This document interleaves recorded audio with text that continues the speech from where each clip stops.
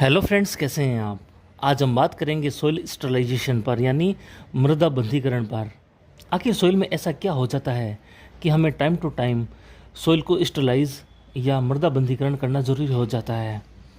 चाहे गार्डन हो, चाहे खेत हो या फिर गमले की सोइल हो, हमें टाइम टू टाइम सोइल को स्टरलाइजेशन करना ज़रूरी हो जाता है।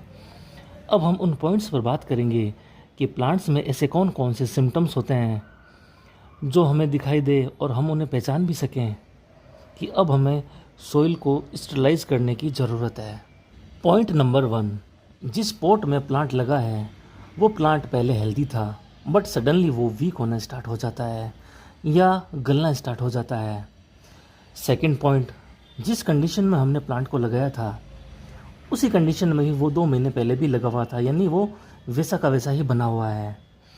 पॉइंट नंबर 3, अचानक नींबू, मिर्च, टमाटर या फ्रूट का कोई भी प्लांट हो, उनके बर्ड्स गिरना स्टार्ट हो जाए, यानी पहले उसी सेम पॉट के अंदर सारे बर्ड्स भी लगते थे और वो बर्ड्स फ्लावर में भी कन्वर्ट होते थे, उसके बाद में वो फ्लावर फ्रूट में भी कन्वर्ट होते थे। लेकिन बाद में ये कंडीशन हो जाती है कि सोइल को स्टरलाइजेशन की ज़रूरत होती है, क्योंकि सोइल इसके अंदर सारे पोषक तत्व खत्म हो जाते हैं और इसके अंदर फंगस, बैक्टीरिया, प्रोटोजोआ, एल्गी ये सारे इकट्ठा हो जाते हैं, वो प्लांट को सर्वाइव नहीं होने देते। पॉइंट नंबर 4, प्लांट खड़े खड़े ही डेड हो जाता है और हमें पता भी नहीं चलता कि आखिर ऐसा क्यों हो गया। ये प्रॉब्लम मैंगो, हाइबिस्कस, रोज़ और तेज पत्ता प्लांट में बहुत ज़्यादा देखने को मिलती है। पॉइंट नंबर 5, प्लांट के पत्ते अचानक पीले पड़ जाते हैं और पूरा प्लांट वीक दिखने लगता है। पॉइंट नंबर 6, कोई गमला जिसमें आप अलग अलग प्लांट ग्रो करते हैं, लेकिन लगाने के साथ ही 2 से 4 दिन में प्लांट डेड हो जाता है। ऐसा मेरे साथ इस गमले में हुआ था। एक बार मैंने इसी गमले के अंदर डिफिनबाकिया लगाया था, 2 से 5 दिन में वो गलना स्टार्ट हो गया। हालांकि मैं ऐसे प्लांट में आधा आधा कप ही पानी देता हूँ। जो डिफिनबाकियाँ हैं या फिर जो सॉफ्ट प्लांट हैं जिनमें पानी की बहुत ही कम ज़रूरत होती है, उनमें मैं बहुत ही कम पानी देता हूँ। कम पानी देने के बावजूद भी उसकी रूट्स गल गई। तो मैंने उस प्लांट को हटाया और उस पॉट को मैंने कुछ दिन के लिए वहाँ से हटा दिया और पॉट को खाली ही रहने दिया। फिर मैंने सेम उसी पॉट में ड्रैगन फ्रूट को लगाया, यानी इस पॉट के अंदर मैंने ड्रैगन फ्रूट को लगाया। कुछ ही दिनों में वो ड्रैगन फ्रूट भी कम पानी देने के बावजूद भी गल गया। वो हेल्दी ना रह सका, वीक हो गया और गल के उसकी रूट्स सबसे पहले गली और वो गल के डेड हो गया। फिर मैंने इस पॉट को 1 महीने के लिए साइड में रख दिया। इस पॉट के अंदर मैंने कुछ भी ग्रो नहीं किया। फिर मैंने 1 महीने के बाद इसमें मिर्च की सीडलिंग रोकी। देखते ही देखते 3 दिन के अंदर अंदर वो सीडलिंग मुरझा गई। यानी आप इस गमले के अंदर कुछ भी लगाएं और वो ग्रो ही ना हो तो सोइल को स्टरलाइजेशन की ज़रूरत हो गई है, ये आप समझ जाइए। यानी ये मिट्टी एक टाइप से बंजर ही हो गई है। अब इसके अंदर फंगस भी है, बैक्टीरिया भी है, वायरस भी है, प्रोटोजोआ भी है, एल्गी भी है, ये सारे इसके अंदर मौजूद हैं। वो हमारे प्लांट को सर्वाइव नहीं होने दे रहे हैं और इस मिट्टी की जो उर्वरा शक्ति है वो भी कम हो गई है, क्योंकि लगातार हम सोइल को यूज़ कर रहे हैं। कोई भी हम सीजनल प्लांट लगाते हैं तो सीजनल प्लांट मिट्टी की सारी उर्वरा शक्ति, माइक्रो न्यूट्रेंट्स, मैक्रो न्यूट्रेंट्स सारी एब्जॉर्ब करता रहता है। तो मिट्टी की जो उर्वरा शक्ति है, इसका जो पावर है, ताकत है, वो प्लांट यूज़ करता रहता है। तो इसको अब स्टरलाइजेशन की ज़रूरत हो गई है, ये हमें पहचानना चाहिए।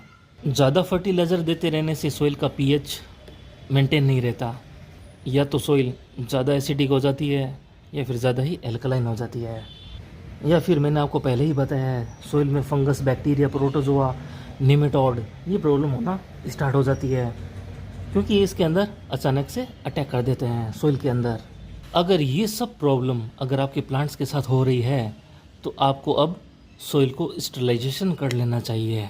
सोइल स्टरलाइजेशन एक ऐसी टेक्निक है जिसमें हम सोइल को वापस वैसी ही बना सकते हैं सोइल की कोई एक्सपायरी नहीं होती, बस सोइल को हमें ठीक करना होता है।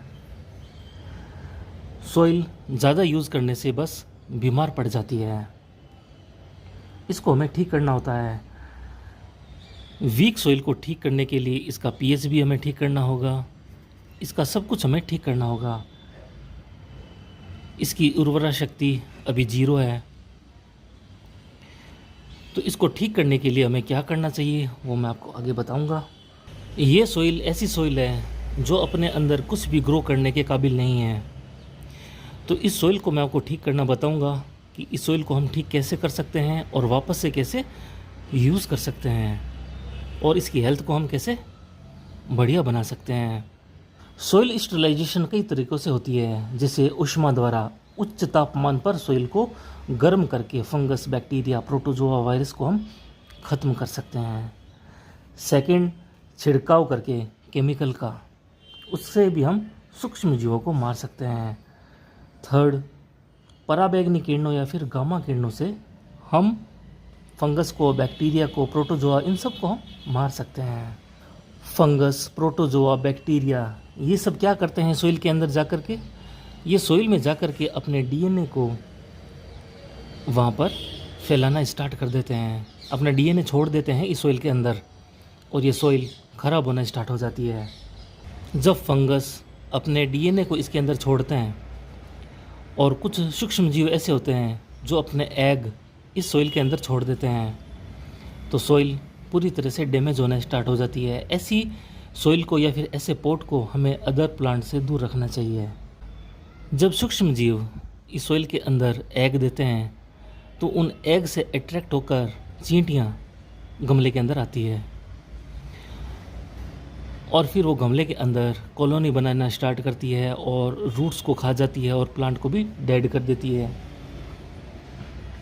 जब हम गार्डनिंग करते हैं तो ये सब प्रॉब्लम हम अनजाने में फेस करते हैं। जब ये सब हमारे साथ घटित होता है तो वो हमारा एक्सपीरियंस कहलाता है, और एक्सपीरियंस्ड आदमी देखते ही बता देता है कि इस सोइल में क्या प्रॉब्लम है या फिर प्लांट में क्या प्रॉब्लम है। प्लांट की लीफ को देखते ही एक्सपर्ट बता देते हैं कि इसमें फॉस्फोरस की कमी है, नाइट्रोजन की कमी है या फिर पोटेशियम की कमी है। जितने एक्सपीरियंस्ड हम होते जाएंगे हमारे अंदर उतनी ही गहराई आती जाएगी।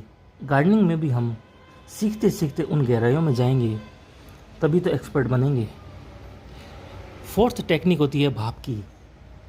भाप का यूज़ करके सोइल को गर्म किया जाता है, जिससे सूक्ष्म जीव यानी फंगस, बैक्टीरिया, एल्गी, प्रोटोजोआ ये सब ख़त्म किए जाते हैं।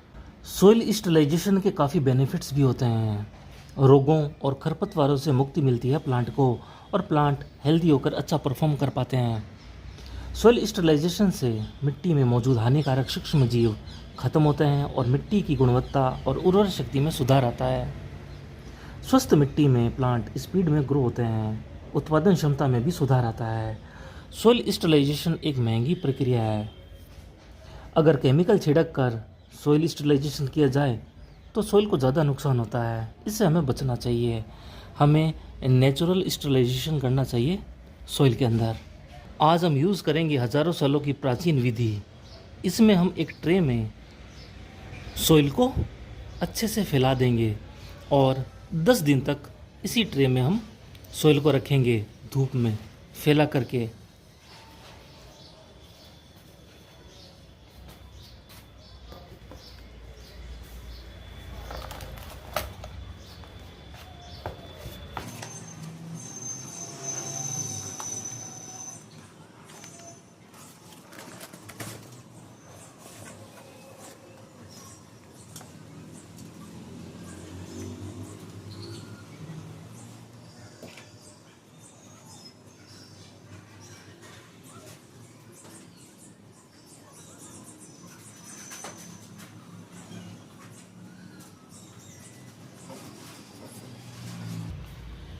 इस तरह से हम सोइल को इस पूरी ट्रे के अंदर फैला देंगे और धूप में रखेंगे इसे 10 दिन के लिए।